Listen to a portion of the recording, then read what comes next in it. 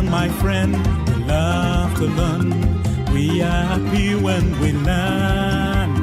I and my friend, we love to learn. We are happy every time.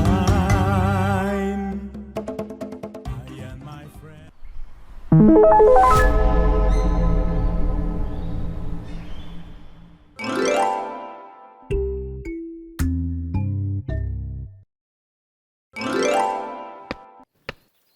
Hirwa yaje gusura inshuti ye Teta ngo bakine kuko ari umunsi w'ikiruhuko.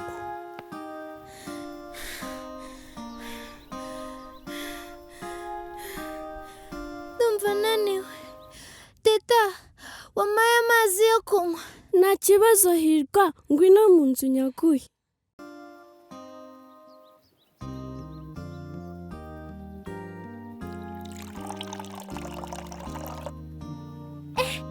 Mbega ifoto nziza we!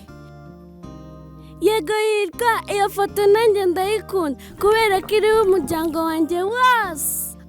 Umuryango wawe wose? Yego, umuryango wanjye wose urimo njyewe, mama, papa, musaza wanjye, mukuru wanjye na murumuna wanjye. Teta, uzi ko njyewe ntafite mukuru wanjye na murumuna wanjye? Yewe Hirwa, uze kubaza ababyeyi bawe impamvu wowe utabafite. Yego. Hirwa ataha ababaye, ageze mu rugo asanga nta muntu n'umwe uhari.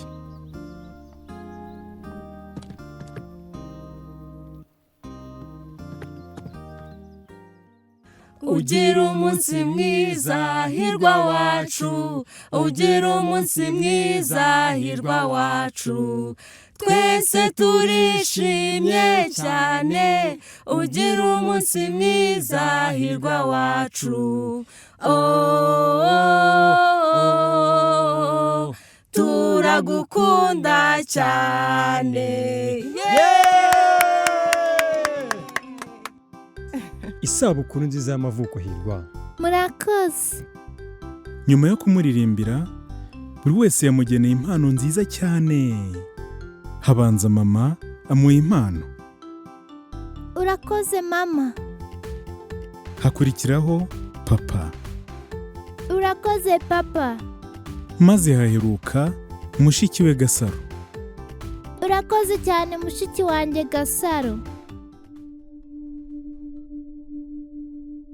Gasaro yitegereza musaza we Hirwa abona atishimye. Hirwa, ko mbona utishimye cyane kandi tumaze kuguha impano. Ntabwo nishimye kubera ko umuryango wacu utuzuye. Ibyo sabikuye Hirwa. None se Teta ko afite mukuru we na murumuna we, njyewe nkaba ntabafite.